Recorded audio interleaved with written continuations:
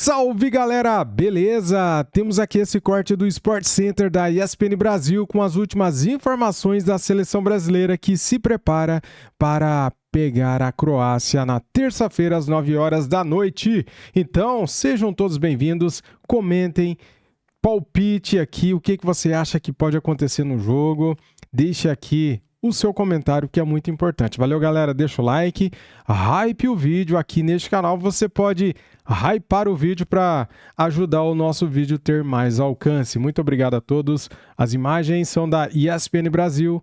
Link na descrição como créditos. Vamos lá para o vídeo. É sempre um prazer, Birner.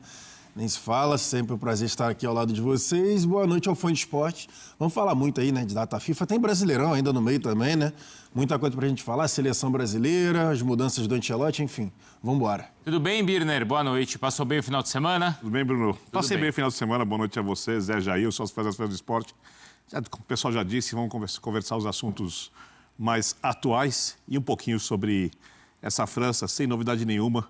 Quando a gente olha o elenco ofensivo, talvez o melhor do século, entre todas as seleções da Copa do Mundo. A seleção francesa, mesmo jogando com um time alternativo, posso falar assim, ou não com força máxima, fez três. Trocou todos os jogadores. Todo mundo, né? Mas eu te pergunto, qual é o time titular da França? Então, a gente pode discutir. Por exemplo, a gente discutia no jogo contra o Brasil se o Doué jogaria. Cherki, que foi banco, Também, com a mudança então. de tática ali com o Ekitike, enfim, muita coisa. Teve ainda gol do Isso que o Pacó Thuram. tá machucado, por isso não foi convocado também. Tem bastante coisa, então, pra gente falar de seleção francesa e, claro, muito da seleção brasileira. A gente vai direto para os Estados Unidos. O Pedro Ivo Almeida e também o Conrado Juliette estão por lá. Acompanham a seleção brasileira, acompanharam em Orlando, acompanharam em Boston. Agora estão de volta a Orlando. É isso, senhores? Boa tarde aí pra vocês. Já boa noite também. Isso, meus amigos, como vamos? Bruno, Zé, Vitor, Birner, Jailson, galera ligada nessa edição do Sport Center. Estamos de volta aqui para a Flórida numa temperatura mais amena, ainda que com um pouquinho de chuva. Certo, Pedro Ivo? Tudo bem, Conká? Abração para você, Bruno, Jailson, Birner, Zé, todo mundo. Sim, a temperatura é essa loucura de Boston, né? De manhãzinha dá 16, 17 graus, no meio da tarde 33 com sensação de 40 quase, agora começa a chover, Não, da já Flórida, já loucura da diminui. Flórida. Na Flórida toda? É. Você é americano, vai dizer Não, eu digo pra na gente. Flórida, que você falou de Boston. Desculpa. Boston é frio. Boston é frio sempre. E aí é uma loucura, Assim, porque frio. a gente pegou a sensação térmica negativa em Boston. No dia seguinte vem Foi. pra cá, a sensação térmica é de 30 e tanto. Hoje chove, mais cedo fazia sol. Mas a gente vai segurando. O importante, já diria o poeta, é ter saúde, né, Conca? É ter saúde. Dá-lhe imunidade. Aqui estamos, meus amigos. Ó, treino hoje. Esconde-esconde para a imprensa. Teve isso. Teve? Teve. Vamos contar. Quanto a gente tava lá, o Vinícius treinou. Saímos, não treinou. Exato. E também depois a gente fala um pouquinho da Croácia. Também estive lá hoje acompanhando o Luka Modric e companhia. É verdade que o Luka Modric que te recebeu lá? Não tem esse moral.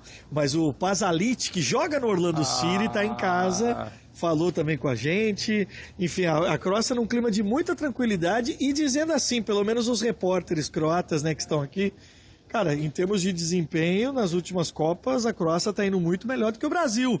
Então, se tem que ter um favorito nessa terça-feira, esse favorito é a Croácia. É muito louco, né, Conca? Porque essa coisa de data FIFA, tem que vencer, quem vence, como é que chega na Copa. O Brasil venceu tranquilamente a Croácia no pré-Copa 2018. Verdade. Isso não garantiu nenhum sucesso, garantiu a mesma campanha de 2022 e a mesma campanha que muita gente teme, né, que se repita, de cair em quartas de final de Copa do Mundo para um europeu. Então tem muito mais a ver talvez com preparação, acho que é isso que o Ancelotti quer amanhã. E você citava rapidamente sobre esconde-esconde, só para complementar, Bruno, que a grande notícia do sábado, ontem, foi o Vini fora do treinamento nos gramados por conta de uma fadiga muscular. Fez exame, sexta-feira, em uma clínica particular aqui de Orlando, não foi constatada nenhuma lesão, ele seguiu com o grupo.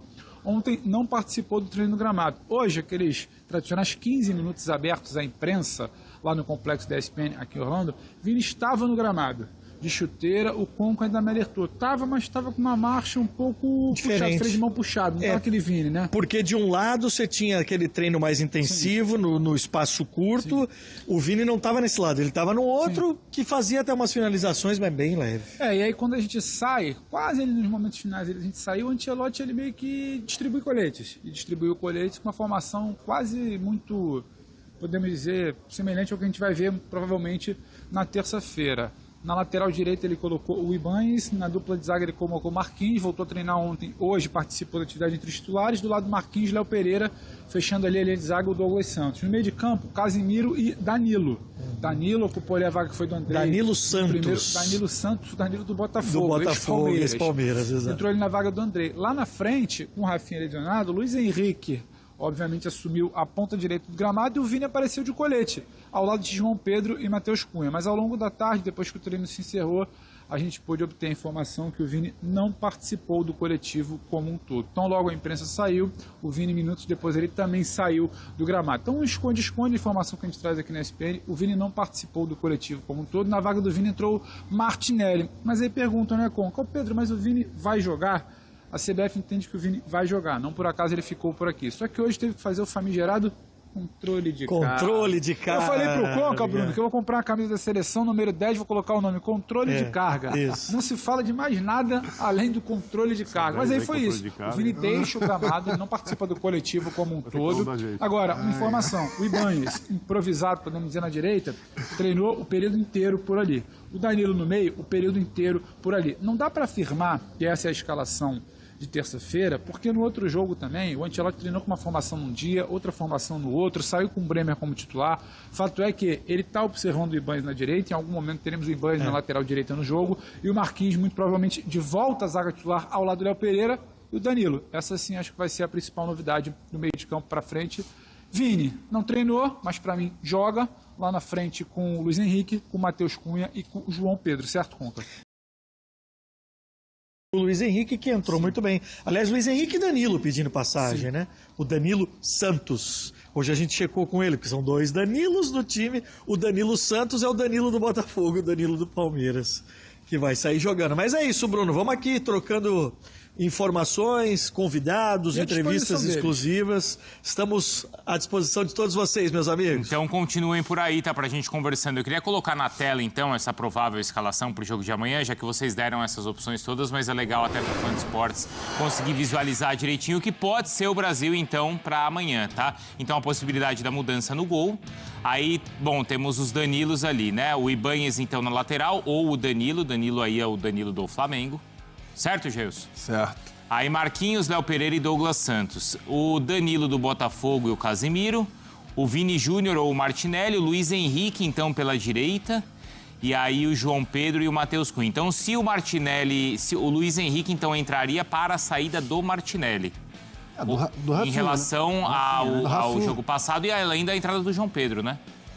Não, o Rafinha. O Rafinha no Luiz Henrique. O Rafinha começou o jogo ali onde está o Luiz Henrique. Aí o Luiz Henrique, exatamente. Tá. Só que aí, como o Rafinha não estava conseguindo jogar, o Ancelotti botou o Martinelli por ali. Só que aí, no final das contas, é o Luiz Henrique no lugar do Rafinha. E aí o João Pedro entrando como referência, né? Ao lado do Matheus Cunha, que vai fazer provavelmente ali o camisa 10 voltando. E o Vinícius Júnior aberto pelo lado esquerdo. Vocês gostam dessas mudanças? Você gosta, Birner? Eu acho que o Ancelotti está fazendo o necessário. Eu só achei estranho o Igor Thiago não começar jogando, porque ele deu a entrevista. Eu acho que ele não foi convocado para dar uma entrevista e nunca entrar em campo pela seleção brasileira. Então, acho que em algum momento ele vai entrar. Acho que o momento dele, por exemplo, como centroavante, é melhor que o momento do João Pedro. Por outro lado, também, o João Pedro tem mais mobilidade, tem algumas virtudes ali que o Igor Thiago não tem. Talvez o Ancelotti esteja pensando na pressão em saída de bola quando ele opta pelo João Pedro, porque o Igor Thiago faz um pouquinho menos, e no mais é a tentativa de manutenção de uma ideia de jogo, a da pressão alta em algum momento, do recuo e ter velocidade em transição de contra-ataque, Luiz Henrique e Martinelli pelos lados. É o Ancelotti trabalhando a parte coletiva com os jogadores que sobraram na seleção brasileira depois de tantas lesões. E como disse Pedro Ivo Almeida, no número 10, controle de carga, que vale para vários jogadores, inclusive o mais pedido por boa parte de vocês da imprensa da seleção brasileira. Vocês quem? Vocês da imprensa. Vocês da imprensa. São que horas? O programa começou às 8h30. Tem 9 minutos. Vocês da imprensa. 9 minutos do programa. Isso nem tava na pauta. Não é? Nossa nem tava. Senhora. Eu quero na seleção, mas tem que jogar bola. Você quer? Mas não do jeito que tá. Do jeito que não dá. Eu quero. Vocês da imprensa. Mas quer dizer, mas teve parte de vocês da empresa. Eu sei. Tem, é verdade. E por parte da torcida. Grande parte. A maior parte. Foi pedido. Aquilo que a gente fala, a maior parte da torcida que não assiste aos jogos. O melhor jogador para resolver o problema é sempre aquele que está fora e não jogou ainda. Em qualquer time, qualquer seleção. O Pedro estava chamando? Tava, Pedro? Não. Antes de qualquer coisa, eu comentava com o Conca fora do ar, eu queria uma menção honrosa ao terno de Vitor Birner. Muito me agrada Vitor Birner de terno e gravata. Um homem de muita elegância, merece. Em 9 minutos, Gelson falou, poderia não estar na pauta, mas a provocação do Birner, ela sempre está na pauta. Sim. Era só para complementar. O Igor Thiago, que entrou na primeira partida, ele deu entrevista coletiva, mas é muito mais parte de uma programação da seleção que optou por jogadores novatos dando entrevista coletiva. Porque ele falou junto com o Léo Pereira, não foi? O Danilo falou, o Igor Thiago falou com o Léo Pereira, o Ibanez falou hoje. Então tem muito mais essa coisa do vamos colocar os novatos para falar. E amanhã, muito provavelmente, um jogador de mais peso. Poderia ser o Rafinha, está cortado, o Casemiro não quer exatamente falar, talvez o Marquinhos, liderança da seleção, pode pintar amanhã nessa entrevista com o Ancelotti, só para esclarecer essa situação das entrevistas. Né? É importante até esse ponto, e eu tenho acompanhado a Croácia desde essa nossa volta a Orlando, já fiz 2 atividades, e eu estava contando aqui para os nossos companheiros fora do ar, que eu quero até conversar com o Gustavo Hoffmann na Espanha, a gente vai falar, eles riem, eles gargalham. Como que diz? Pode deixar. Tipo, pedir entrevista do Neymar na seleção. Eu até falei hoje pro assessor, eu falei assim, mas os brasileiros adoram o Luka Modric, ele adora os brasileiros. Pode deixar. E não traz o Luka. Você achou que eles estavam rindo para você ou de você? Um pouco dos dois, certamente, até porque eu era o único brasileiro hoje, mas fui muito bem tratado, diga-se. Fizeram até uma salinha lá, os croatas vão falar aqui, você vai ficar nessa sala, e entrevistas exclusivas. Hoje com o Maier, hoje com ontem foi o Pongracic, o zagueiro, enfim, eles estão me colocando vários jogadores à disposição no material, inclusive especial, que a gente vai fazer amanhã para falar de Luka Modric. Luka Modric lá, muito peso, a dúvida pelo Vini Júnior de Car, mas acho que teremos esses 2 protagonistas. Ô Bruno, só quando você quiser, dia de entrevistas exclusivas também na seleção brasileira. A gente vai ter um papo com o João Pedro, a gente vai ter um papo depois com o Léo Pereira e também estão na sua mão aí quando você quiser jogar para o debate, tendo esses 2 jogadores, muito provavelmente 2 titulares da seleção brasileira de terça-feira. É bom lembrar, Léo Pereira deve ser mantido na zaga e João Pedro é uma das novidades do ataque, tá, Bruno? Tá, eu já ouço essas sonoras, mas só ficou faltando o Zé Elias falar então, Zé, daquelas prováveis e possíveis mudanças ali que a gente viu. Controle de carga para o Vini, mas ele deve jogar, então. Não, boa noite, Pedro, boa noite, Conca, prazer falar com vocês. Eu particularmente não mexeria no Vini. Eu deixaria o Vini lá na frente para ganhar entrosamento, conhecimento, porque uma coisa é você jogar na frente com o Real Madrid encaixado e jogando dentro das suas características, te conhecendo, sabendo exatamente como você gosta de receber a bola, onde você vai receber a bola. Outra coisa é você ficar mexendo. O Vini não tem que mexer, você tem que testar em outras posições. Provavelmente o Vini deve jogar na Copa do Mundo ali. Porque dentro daquilo que nós estamos vendo, se o Vini jogar do lado esquerdo, o Vini não vai voltar o tempo todo para fazer recomposição, o Vini não vai marcar lateral, entendeu? Porque você vai tirar o Vinícius Júnior de próximo da proximidade da área. Eu quero o Vinícius Júnior, se eu sou o Ancelotti, eu quero o Vinícius Júnior fresquinho para dar o contra-ataque, para colocar velocidade, porque é assim que ele consegue fazer a diferença para o Real Madrid. E na seleção, ele não consegue justamente porque esse espaço ele não vem tendo, ele não vem encontrando esse espaço para correr em velocidade com a bola nos pés para cima dos zagueiros. Normalmente as seleções jogam bem fechadas contra o Brasil. E aí ele tem essa dificuldade de encontrar o espaço muito reduzido, né? No espaço curto ele não consegue. Então ele não joga. Por isso que a gente escuta, o Vini nunca foi o mesmo na seleção, o Vini não conseguiu, é um jogo ou outro. Por quê? Porque realmente é diferente o jogo. Então assim, eu acredito que o Vini na Copa do Mundo, eu acho que tem uma variação ou outra, mas eu acho que ele deva jogar ali na frente. Testa outros jogadores. Põe com o Martinelli, inverte, testa um meio-campo com 3 jogadores no meio-campo. Se não tivesse machucado o titular do lado esquerdo, seria o Rodrigo. Sim. Que é um construtor, exatamente para o Vini ficar mais adiantado e poder fazer. Seria o Rodrigo. Provavelmente. Rodrigo e o Vinícius Júnior centralizado. Entendeu? Mas assim, eu acho que nós temos pouquíssimo tempo para a Copa do Mundo. Pouquíssimo tempo. Então, eu acho que aí você tem que começar a dar entrosamento a referências. Porque, por exemplo, eu vou jogar com o Matheus Cunha. Vamos supor, deve ser Matheus Cunha ao lado dele da Copa do Mundo. Quantas vezes ele jogou ao lado do Matheus Cunha com treinamentos, com sequência de jogo, contra times difíceis? Uma coisa é você jogar contra times da América do Sul aqui. Claro. Outra coisa é você jogar contra times europeus, que a marcação é mais forte, que os caras têm uma noção melhor de espaço, que estão acostumados a enfrentar os brasileiros. Então, assim, eu acho que quanto maior o número de repetições agora em determinadas posições, melhor, e você vai queimando etapas lá na frente. Então, assim, eu manteria o Vini junto com o Matheus Cunha ali, testaria outros jogadores, porque eu acho que nós temos outros jogadores do meio para frente para jogar nessas posições do lado, especialmente de lado de campo. E depois você, lá na frente, você deixa o que você tem de melhor, que é o Vini Júnior. Ô Pedro, antes da gente ouvir aí as entrevistas, me chamou a atenção que a gente falou desses nomes todos. O Birner até falou do Igor Thiago, né? Você, né? Que entrou numa parte do jogo, assim como o João Pedro. Mas e o Endrick? O Endrick não vai ter os minutos?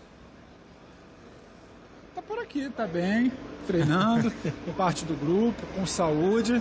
Mas sim, é sempre uma dúvida, porque não necessariamente quando a gente começa a falar de quem está entrando, quem está sendo testado, quem é titular, não necessariamente a gente cita o Endrick.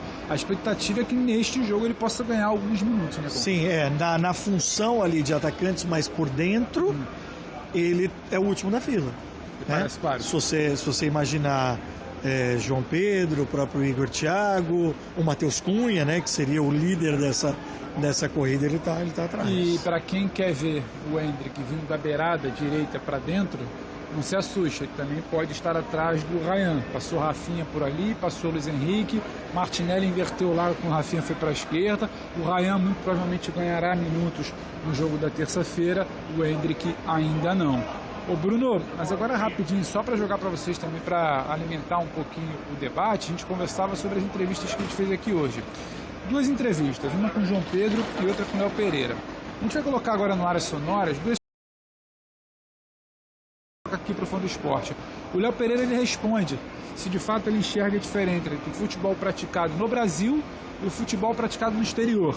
E o João Pedro tenta explicar por que nomes como Vini Júnior, Rafinha e até ele próprio ainda não conseguem deslanchar ou desempenhar o que desempenham nos clubes. Antes de vocês comentarem, eu passo a bola para a gente ouvir Léo Pereira e João Pedro aqui dentro do Sport Center.